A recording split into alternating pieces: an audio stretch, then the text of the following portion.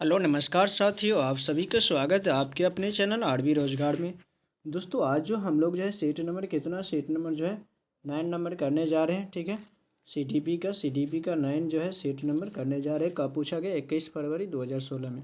ये जो है ये क्लास जो है उन लोगों के लिए काफ़ी इंपॉर्टेंट होने वाला है जो घर से तैयारी करते हैं, यानी गाँव से तैयारी करते हैं, शहर नहीं जा पाते हैं या कोई सुविधाएँ उपलब्ध नहीं है, वो यहाँ से तैयारी कर सकते हैं। अगर PYQ भी लगा लेते हैं, PYQ भी पूरा अच्छे से कर लेते थे, CDP में आपको जो है 25 से प्लस क्वेश्चन जो है बन जाएगा। ठीक है, 25 प्लस क्वेश्चन जो है बन जाएगा अच्छे से अगर PYQ कर लेते हैं। ठीक है, चलिए आप लोग अगर चैनल पर नए होंगे तो चैनल को सब्सक्राइब कर देंगे। ठीक है, और बेल आइकन को ऑन कर देंगे ताकि मेरा जो आगे जो आने वाला वीडियो होगा वो सबसे पहले आप तक पहुँचे। सब्सक्राइब करना नहीं भूलिएगा, अपने दोस्तों के साथ भी शेयर कीजिए ताकि भी उनका भी तैयारी अच्छे से हो सके। दोस्तों वीडियो बनाने में बहुत मेहनत लगता है। ठीक है, और पूरा ये रियल क्वेश्चन है। ठीक है, रियल क्वेश्चन है, पूरा किताब से हूबहू इसमें जो दिया गया। ठीक है, इसलिए क्वेश्चन को अच्छे से पढ़ेंगे और आप लोग क्वेश्चन का आंसर भी पता होगा तो आंसर देने का प्रयास करेंगे। चलिए क्वेश्चन की ओर बढ़ते हैं। पहला क्वेश्चन है CDP का, बाल विकास का CDP का है। पहला क्वेश्चन है, शिक्षार्थियों में बहुत विभिन्नताएं होती है, इनमें से किसके किसके या किनके लिए शिक्षक को संवेदनशील होना यानी होने की आवश्यकता है? पहला है संज्ञानात्मक सक्षमता यानी क्षमताओं और सीखने के स्तरों पर आधारित भिन्नताएं। दूसरा है भाषा, जाति, लिंग, धर्म, समुदाय की विविधता पर आधारित भिन्नताएं। ठीक है, तो पहला नंबर क्वेश्चन का आंसर क्या होना चाहिए? ठीक है, आप लोग क्वेश्चन का आंसर भी देने का प्रयास करेंगे। तो इसमें से क्या दोनों सही है या एक गलत है, दूसरा सही है? ठीक है, इसमें से कौन सा आंसर होगा? इसमें से जो है दूसरा आंसर सही हो जाना चाहिए। ठीक है, दो आंसर हो जाएगा यानी दोनों का दोनों सही है। ठीक है, संज्ञानात्मक क्षमता और सीखने में जो स्तर जो है, सीखने का स्तर सबका भिन्न भी रहता है, सभी बच्चों का जो है भिन्न भिन्न रहता है। ठीक है, और ये किस पर आधारित रहते हैं? भाषा, जाति, धर्म, समुदाय, विविधता पर आधारित भिन्नताएं हैं। ठीक है, अगला क्वेश्चन है। इसके बाद दूसरा क्वेश्चन है, दूसरा में दिया गया कि केवल कागज पेंसिल।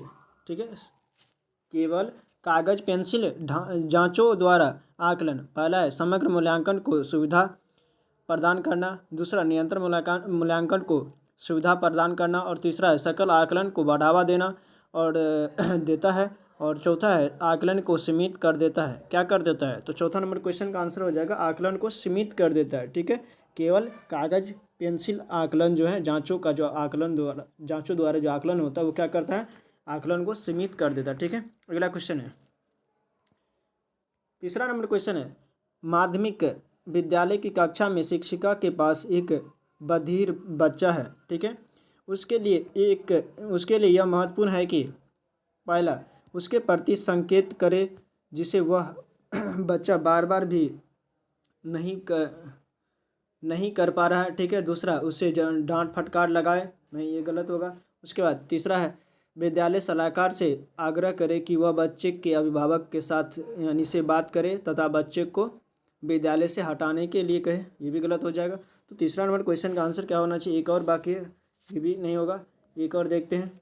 चौथा में क्या है कि बच्चों को उस स्थान पर बैठाया जाए जहाँ से वह शिक्षिका के होठ तथा चेहरे के भाव स्पष्ट कर रूप से देख सके। तो इस क्वेश्चन का आंसर हो जाएगा ऑप्शन चौथा। ठीक है, इसके बाद चौथा नंबर क्वेश्चन है, फोर्थ में दिया गया है कि एक शिक्षक समाज के वंचित वर्ग के बच्चों की आवश्यकताओं की प्रभावपूर्ण तरीके से पूरा करता है।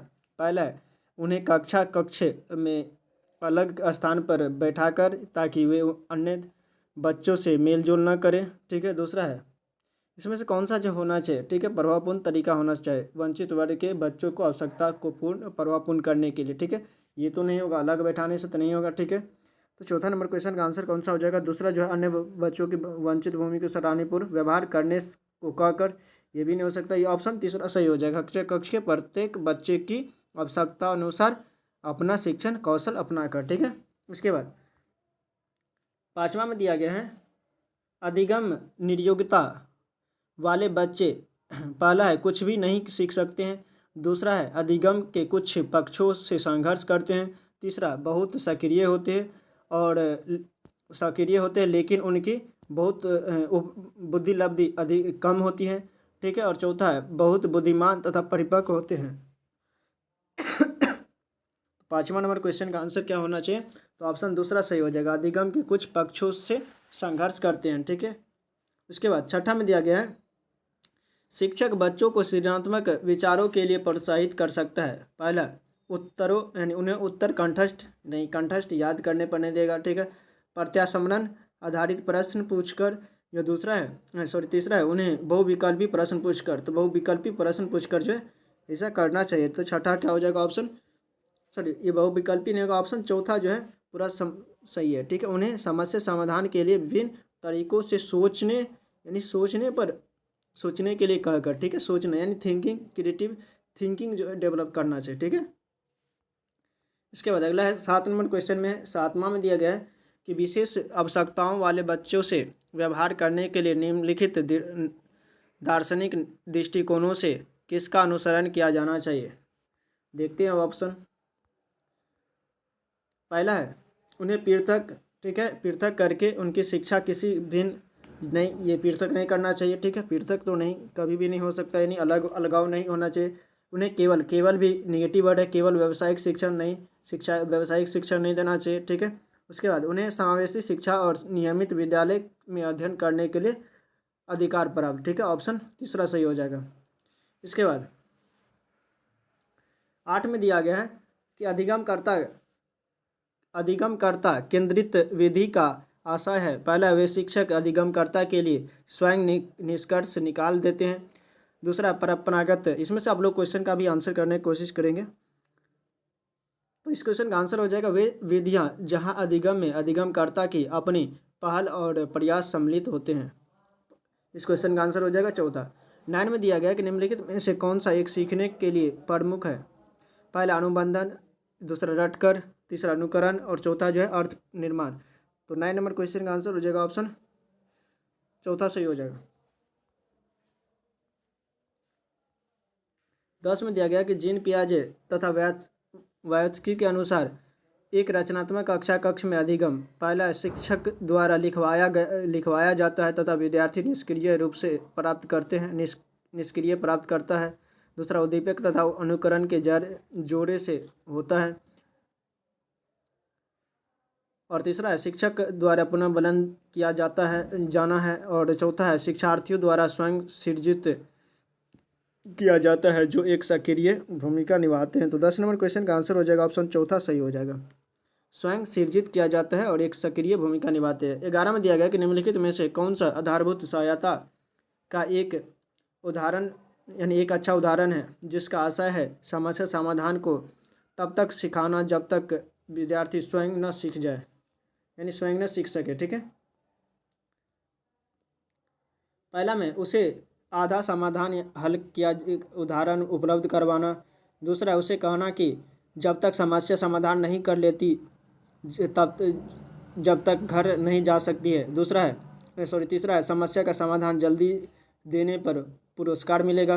और चौथा में उसे कहना कि यह बार बार प्रयास द्वारा कर सकती है।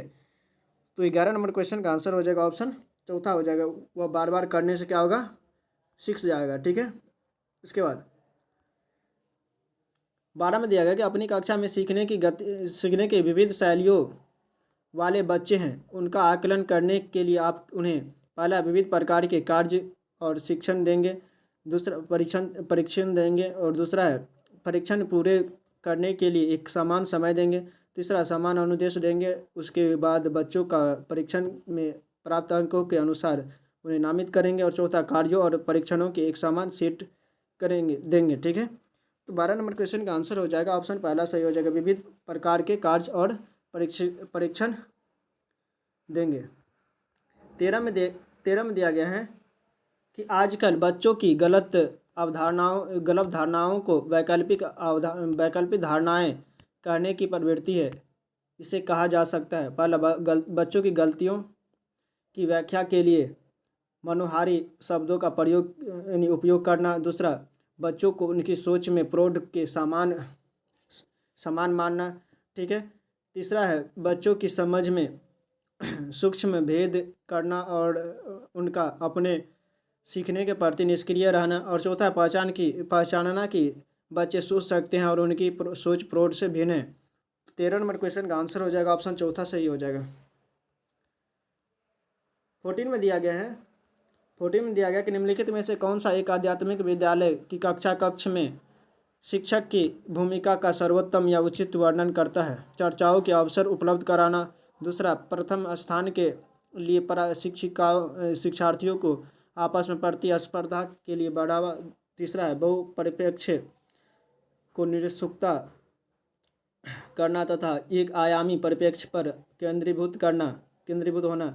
और चौथा, व्याख्यान देने के लिए पावर पॉइंट प्रेजेंटेशन का प्रयोग करना। तो 14 नंबर क्वेश्चन का आंसर हो जाएगा ऑप्शन पहला सही हो जाएगा, चर्चाओं के अवसर उपलब्ध करवाना यानी कराना। इसके बाद 15 में दिया गया कि अभिप्रेरणा और अधिगम के बारे में निम्नलिखित में से कौन सा कथन सही है। इसमें दिया गया अधिकतम केवल तभी प्रभावी होता है जब शिक्षार्थियों में भीतरी प्रेरणा हो, सीखने की अंतर्निहित इच्छा हो। अधिगम केवल तभी प्रभावित होती है जब इसमें आंतरिक भीतरी प्रेरणा और सीखने की अंतर्निहित इच्छा हो। तो 15 नंबर क्वेश्चन का आंसर पहला ही सही हो जाएगा। ठीक है, भीतरी प्रेरणा होना चाहिए यानी इंटरनल। ठीक है, इसके बाद 16 का दिया गया है कि सीखने के बारे में निम्नलिखित कथनों में से कौन सा कथन सत्य है। सीखना कौशल के संचय के समान है। दूसरा, सीखने को सामाजिक क्रियाएं सुविधा देती है। तीसरा, सीखने का एक निष्क्रिय ग्रहणशील प्रक्रिया है। सीखना शिक्षार्थी के पूर्व ज्ञान का आधार नहीं है, ये गलत है। ठीक है, ये नहीं होगा। निष्क्रिय ग्रहण करता, ये भी गलत है। सीखने कौशल के संचय करे, सीखने को सामाजिक क्रियाएं सुविधा देती है। ठीक है, सामाजिक क्रियाएं क्या करते, सुविधा देती है किसको, सीखने के लिए। तो 16 नंबर क्वेश्चन का आंसर क्या हो जाएगा, ऑप्शन दूसरा ही सही हो जाएगा। समाज से हम लोग भी सीखते हैं। ठीक है, 17 में दिया गया निम्नलिखित में से कौन सी महत्वपूर्ण गतिविधि बच्चे को सीखने के लिए सक्षम बनाती है। व्याख्यान, निर्देश, पुरस्कार, संवाद। ठीक है, समाज में कम्युनिकेशन। तो 17 नंबर क्वेश्चन का आंसर हो जाएगा ऑप्शन चौथा ही सही हो जाएगा, संवाद यानी वाद विवाद पर भी सीखते हैं। 18 में दिया गया है कि विकास के बारे में निम्नलिखित में से कौन सा कथन सत्य है। विकास के बारे में निम्नलिखित में से कौन सा कथन सही है। विकास भिन्न व्यक्तियों में भिन्न गति से होता है। विकास जन्म से किशोरावस्था तक तीव्र गति से होता है, उसके बाद रुक जाता है। नहीं, विकास हमेशा चलते रहता है। ठीक है, उसके बाद तीसरा, विकास जन्म से किशोरा तक आगे की ओर बढ़ती है फिर पीछे, नहीं ये भी गलत है। इसके बाद चौथा, विकासात्मक परिवर्तन एक सीधी रेखा से आगे जाता है, ये भी गलत है। इस क्वेश्चन का आंसर हो जाएगा ऑप्शन पहला सही हो जाएगा, 18 का हो जाएगा ऑप्शन पहला। ठीक है, इसके बाद 19 में दिया गया है कि मध्य बचपन अवधि है 2 से 6 वर्ष, 6 से 11, 10 से 10 वर्ष के बाद, और जन्म से 2 वर्ष, मध्य बचपन अवधि। 19 नंबर क्वेश्चन का आंसर हो जाएगा ऑप्शन दूसरा सही हो जाएगा। मध्य बचपन अवधि 6 से 11 वर्ष। ठीक है, 6 से 11 वर्ष मध्य बचपन अवधि। गर्भावस्था गर्भधान से जन्म तक।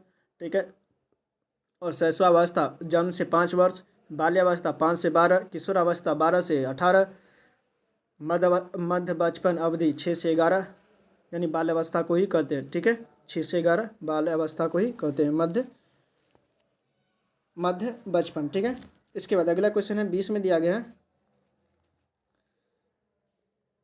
20 में दिया गया है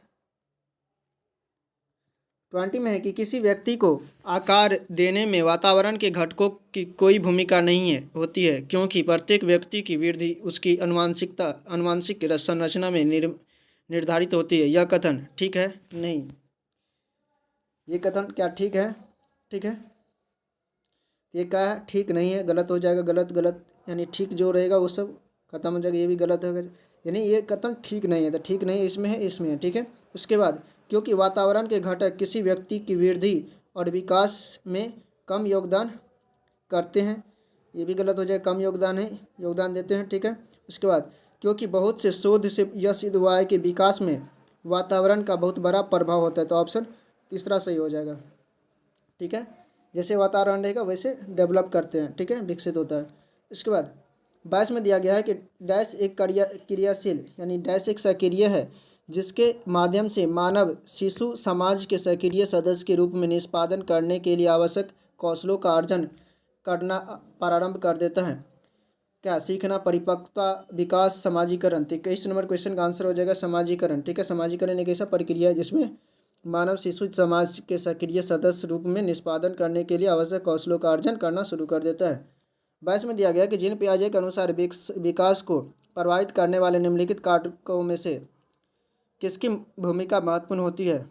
विश्व भौतिक विश्व के साथ अनुभव, अनुकरण, पुनर्बलन, भाषा।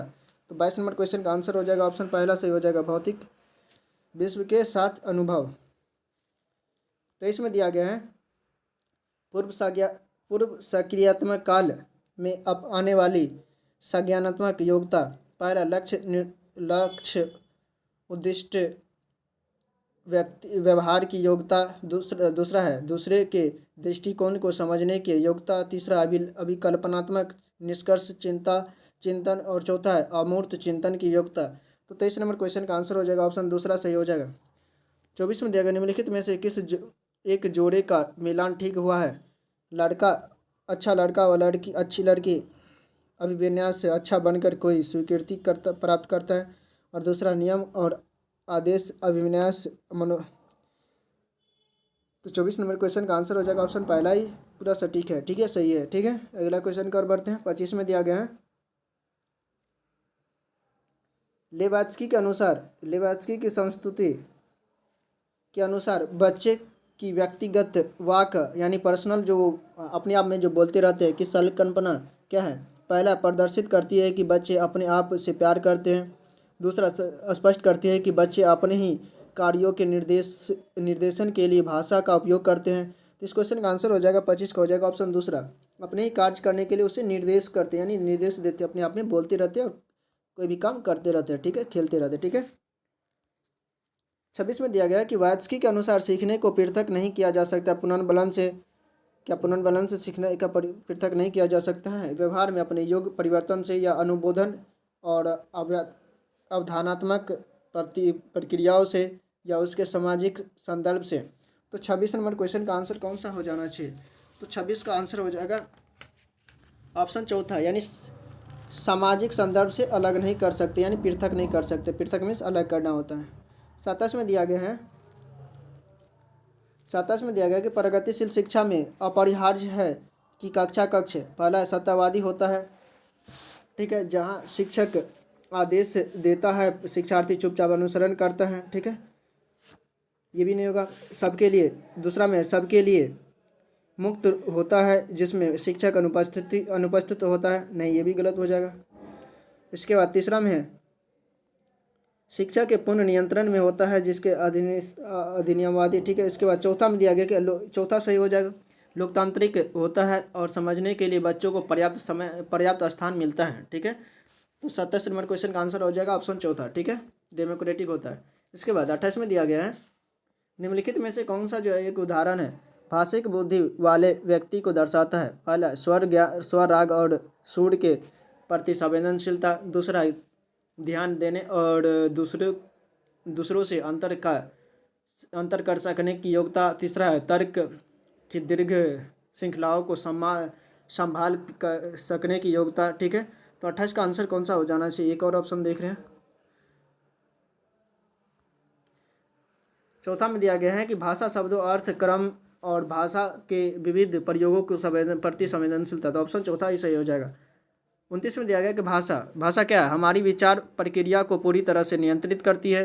दूसरा हमारी विचार प्रक्रिया को प्रभावित करती है। तीसरा विचार प्रक्रिया का निर्धारण नहीं करती है।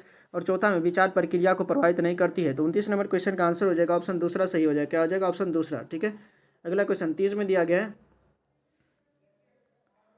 30 में दिया गया कि कक्षा 8 की एक पाठ्य पुस्तक में इस प्रकार के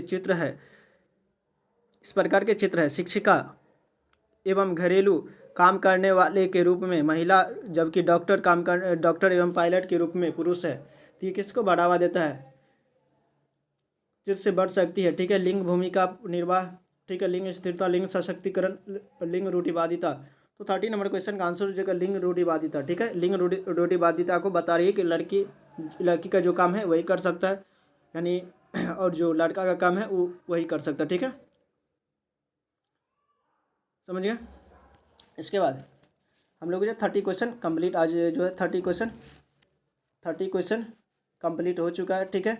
इसमें से अगर 30 क्वेश्चन यानी पूरा अच्छे से कर लेते तो 25 प्लस जो है आपको जो है एग्जाम में आ जाएगा, ठीक है। मेरा पिछला क्लास का वीडियो नहीं देखे तो वो भी प्ले लिस्ट में जा करके देख सकते हैं। और अपने दोस्तों के साथ शेयर नहीं किए तो शेयर कर दीजिए, ठीक है। और चैनल को सब्सक्राइब नहीं कीजिए तो सब्सक्राइब करना मत भूलिएगा। चैनल को सब्सक्राइब कर दीजिएगा। डेली इस चैनल पर एक एक CDP और एक जो है SST का जो है PYQ आता है, ठीक है। और दोस्तों चैनल को सब्सक्राइब कीजिएगा तो जाकर के मुझे भी मोटिवेशन मिलेगा, तो डेली हम जाकर जो है कि इस पर जो है आप लोगों के लिए एक एक वीडियो जो है CDP या SST के लिए ला सकूँ, ठीक है। चलिए दोस्तों, क्लास को पूरा वॉच करने के लिए थैंक यू। जय हिंद, जय भारत।